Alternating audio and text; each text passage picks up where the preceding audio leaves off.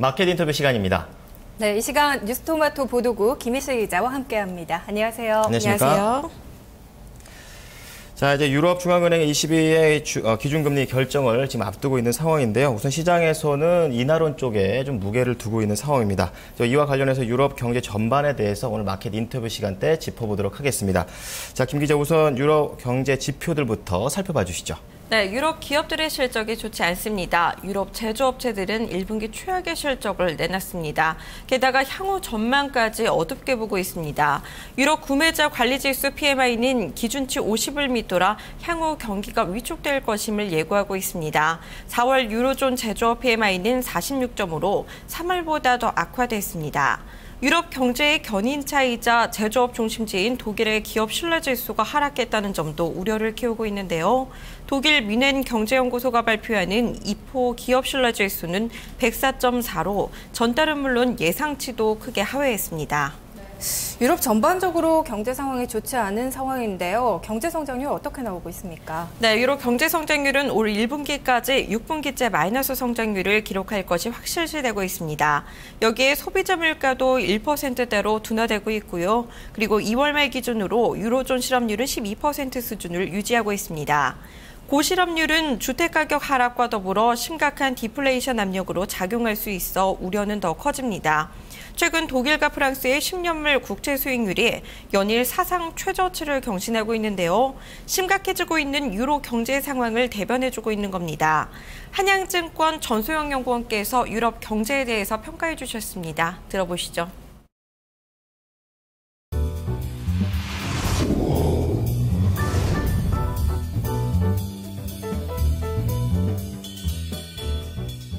유로존의 GDP가 계속해서 마이너스를 기록하면서 2010년도 유럽 재정위기 이후에 부진한 상황들이 이어지고 있습니다. 특히 이제 그리스를 비롯한 피그주 국가들의 경기 침체가 이어지고 있고, 이런 상당 기간 동안 이런 상황들이 이어지면서 펀더멘털 자체가 악화되고 있다라고 볼 수가 있겠습니다. 독일의 경우에도 제조업 PMI가 기준치인 50을 계속 하회하면서 이런 상황들을 대변해주고 있는 그런 상황입니다. 특히 이제 ECB가 기준금리를 인하하고 그리고 이제 비전통적인 통화수단을 강구하고 있음에도 불구하고 경기에 숨통을 불어넣기에는 다소 좀 역부족인 상황이 이어지고 있다라고 보고 있습니다. 이는 이제 신용 창출이 가계와 정부의 디레버리징으로 이어지고 신용 창출로 연결되지 않으면서 이런 것들이 해외로 자금들이 유출되며 유럽 경제에는 그다지 도움이 되지 못하는 상황이 이어지고 있다라고 보고 있습니다. 네, 유로존 GDP 같은 경우에는 2010년 이후에 지속적으로 하락 추세에 있다라고 말씀을 해주셨고요. 이 포르투갈과 이탈리아, 그리스, 스페인 국가죠. 이 픽스 국가의 재정 위기가 상당 시간 좀 지속이 되면서 이 펀더멘털 자체가 악화됐다고 얘기를 해주셨습니다. 자, 이 때문인지 유럽 중앙은행의 금리 인하 가능성이 더 높아졌다고 하죠. 네, 경제 상황이 어두워지면서 ECB가 금리 인하를 단행할 가능성이 높다는 데 무게가 실리고 있습니다. ECB는 이미 이달 초에 통화정책 결정기구인 집행이사회에서 지표가 더 나빠지면 금리 인하를 검토하겠다고 밝힌 바 있습니다. 그런데 최근 유로존 경제 지표가 악화되고 있어 시장은 인하론에 무게를 싣고 있는 겁니다. ECB는 지난해 7월 이후 10개월 동안 0.75% 금리를 유지하고 있는데요. 이번에 기준금리가 0.5%로 0.25%포인트 떨어질 거라는 겁니다. 특히 미 연준과 그리고 일본은행의 통화 완화 정책을 펴면서 유로존 국가들은 유로 고평가에 따른 경쟁력 약화라는 이중고를 겪고 있어 금리 인하 압력이 높아지고 있습니다. 하지만 여전히 독일이 부양기조 반대 입장을 유지하고 있어 인하가 어려울 수 있다는 의견도 나오고 있습니다. 한양증권 전소영 연구원께서는 이번 ECB 금리 어떻게 전망하고 계신지 들어보겠습니다.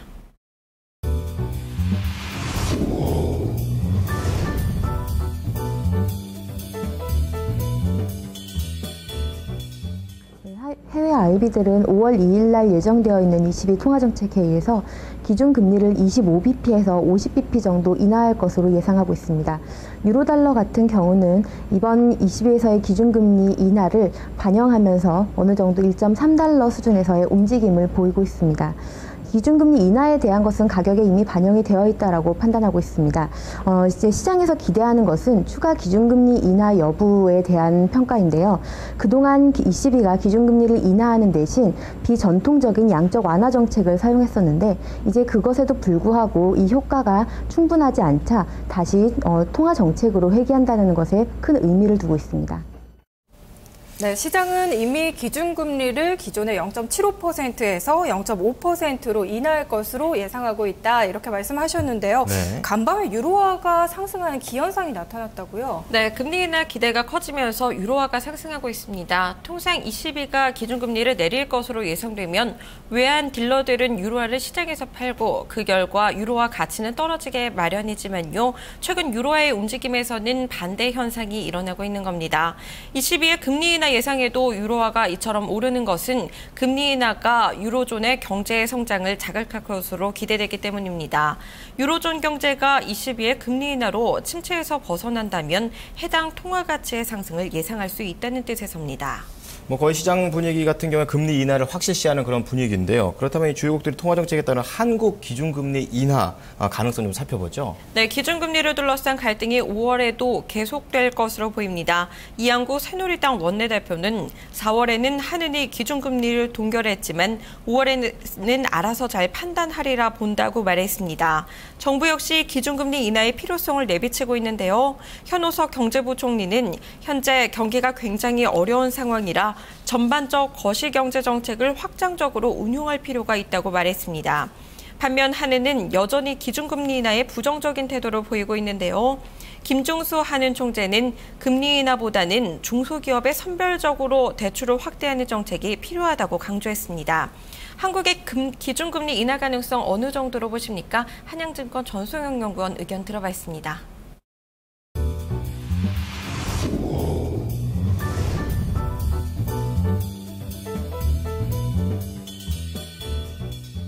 한국의 기준금리는 5월 9일 날 예정이 되어 있는데요. 금통위에서 기준금리는 동결될 것으로 예상하고 있습니다. 대외 변수들은 이번 통화정책회의에 상당히 긍정적으로 영향을 미칠 것으로 예상이 되고 있는데요. ECB에서 기준금리가 인하될 것으로 예상이 되고 오는 7일 날 예정되어 있는 호주의 중앙은행도 기준금리를 인하할 것으로 예상이 되어 있습니다. 또한 미국과 일본이 양적 완화 정책을 지속하고 있다라는 이런 점들을 봤을 때 대외 변수는 이번 금통위에서도 기준금리를 인하할 그런 요소들을 많이 내포하고 있지만 가장 중요한 것은 국내 경제의 펀더멘털입니다. 우리나라 1분기 GDP가 분기별로 0.9% 성장한 것으로 나타났는데 이것은 시장이 예상했던 것과 그리고 한국은행이 예상했던 예상치를 모두 상회하는 수준으로 발표가 되었기 때문에 이번에 급박하게 기준금리를 인하할 만한 그런 요소는 없다라고 판단하고 있습니다. 네, 국내 펀더멘털 측면에서 한국은 금리를 동결할 것이라고 예상을 했습니다. 네네. 지금 글로벌 통화 완화 정책으로 인해서 시장의 유동성은 풍부한 상황이죠. 네, 글로벌 금융시장의 풍부한 유동성으로 수급에 대한 기대감이 커지고 있습니다. 미국과 일본의 양적 완화로 글로벌 유동성 공급은 당분간 지속될 전망인데요. 오늘 22일 통화정책회의에서 금리 인하가 단행될 경우 글로벌 금융시장은 긴축에서 경기 부양으로 초점을 맞출 것으로 판단됩니다. 따라서 경기 부양으로 분위기가 전환될 경우 위험 자산으로의 자금 유입을 견인할 것으로 보이는데요. 한국 증시로의 유동성 유입 기대해봐도 좋을까요? 정소영 연구원 의견 들어봤습니다.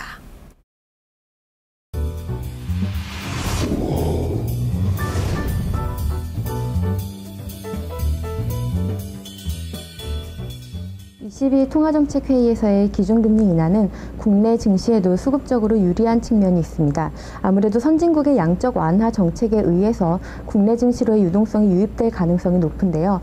2011년도에 ECB에서의 양적 완화 정책이 유럽 자금들의 국내 시장 유입을 야기했던 것을 고려한다면 긍정적이라고 평가가 됩니다. 다만 이것들은 글로벌 경기 회복이라는 것을 좀 전제로 깔고 있어야 되는데 이것에 대해서는 이 효과는 차츰 지켜봐야 될 것으로 판단되고 있습니다. 이 밖에도 외국인의 국내 증시와 그 국내 금융시장에 대한 평가는 최근 북한 문제로 야기되고 있는 CDS 프리미엄과 그리고 환율 리스크에도 상당히 많이 노출이 되어 있기 때문에 이 두 가지 변수도 함께 체크할 필요가 있습니다.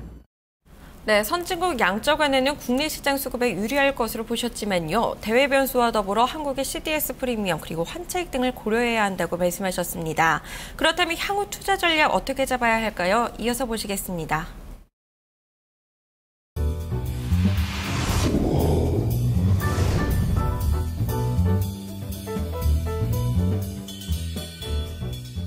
통화 완화 정책이 펀더멘털 개선으로 연결되기 위해서는 시장이 이런 통화 완화 정책이 경기 회복으로 연결된다라는 믿음이 전제되어야 됩니다. 따라서 이런 당국자들의 역할이 상당히 중요하다라고 판단되고 있습니다. ECB의 경우에는 유로존이라는 연합체로 묶여 있기 때문에 각국의 즉각적인 대응이 조금 어렵다라는 점에서 경기 회복으로 연결되는 데는 상당히 오랜 시간이 걸릴 것이다라는 그런 판단입니다. 우리나라 경기 회복은 느리게 진행 중입니다.